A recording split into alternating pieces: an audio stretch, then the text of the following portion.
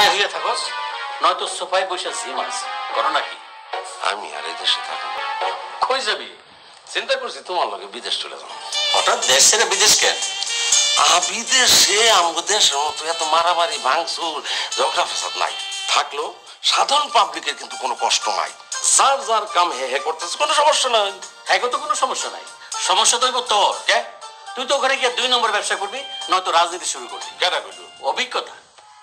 তোর মতো অনেকে আছে যারা বিদেশে গিয়া এই দেশে রাজনীতি করে, তারপর শুরু হয় দলাদলি, এতে দেশের বদনাম হয়। আচ্ছা মামা, এত কষ্ট করে বিদেশে গিয়া ওইখানে আমাদের দেশের রাজনীতি করে লাভটা কি? এইটাও কি বুঝাইবো? অথচ দেখ, এই দেশে অনেক বিদেশি থাকে, কেউ পড়াশোনা করতেছে, কেউ চাকরি করতেছে। হ্যাঁ গো, কোনোদিন দেখছস তারা এখানে বসে তাগর দেশের রাজনীতি নিয়ে রাস্তায় নামতেছে, মিটিং করতেছে, মিছিল করতেছে, মার মুখী ভঙ্গিতে স্লোগান দিতেছে? না, এইটা ঠিকই কইছো। তাই মামু, আমারই একটু বিদেশে নিয়ে ফালাই দিয়ে আসো, আমি কিন্তু দেশের ইজ্জত রাখবো। প্রশ্নই আসে না। কারণ এই কয়েক বছরে আমি তোর যে চরিত্র দেখছি, তাতে করে তোরে নিয়ে আমার বিদেশে যাওয়া সম্ভব না। এইখানে আমার কেউ না চিনলেও আমি বিদেশে যে মহল্লায় থাকি আমার অনেকে চিনে। সেখানে যদি তোর 2 নম্বর ব্যবসার দান্দাবাজি দেখে, তাইলে আমার মান সম্মান থাকবো না, তুইও জেলে যাবি। আর ওইখানে জেলে যাওয়ার মানে বুঝোস? তাহলে কি করতাম? হাত পা গুড়ায় বসে থাকো? হ্যাঁ, শরীরে তো জামটা গেল। বসে থাকবি কেন? কাম কর, কাম করার পরিবেশ তৈরি কর। শোন, সবার স্বভাব চরিত্র ঠিক থাকলে, সবাই ঠিক মতো চললে, এ দেশেও বিদেশে যেতে শান্তি বেশি। সেজন্যই কবি কইছেন, এমন দেশটি কোথাও খুঁজে পাবে না কো তুমি, সকল দেশের রানী সেজে আমার জন্ম। কৃষ্ণকুমার রায় কাজিরহাট, কালীগঞ্জ, লালমনিরহাট থেকে লিখেছেন, আজকাল চাকরি সহ বিভিন্ন ক্ষেত্রে চারিত্রিক সনদপত্র চাওয়া হয়, যেখানে থাকে গদবাঁধা বলি অমুক আমার পরিচিত, তিনি সৎ এবং কোনো রাষ্ট্রদ্রোহী কাজে জড়িত নন ইত্যাদি।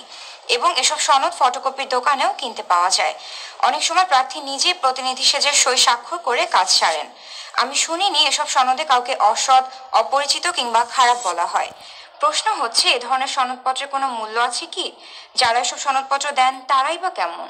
চাকরি পাবার ক্ষেত্রে হয়তো এই ধরনের সনদপত্রের মূল্য রয়েছে, তবে ভালোভাবে খোঁজ খবর না নিয়ে ঢালাওভাবে দেয়া এসব সনদপত্র দেশ, জাতি এবং রাষ্ট্রের জন্য ক্ষতিকর। আশা করি সনদপত্র দাতারা আরো সচেতন হবেন। চারঘাট, রাজশাহী থেকে জেসমিন আক্তার লিখেছেন, সবার মতো ইত্যাদি আমারও একটি প্রিয় অনুষ্ঠান। আমার প্রথম প্রশ্ন, সরাসরি দর্শক হয়ে ইত্যাদি দেখতে হলে টিকিটের মূল্য কত? দ্বিতীয় প্রশ্ন, আমরা যদি কোনো অসঙ্গতির ঘটনা কিংবা মজাদার বা মানবিক ঘটনার খোঁজ পেয়ে জানাই, তাহলে কি ইত্যাদিতে প্রচার হবে?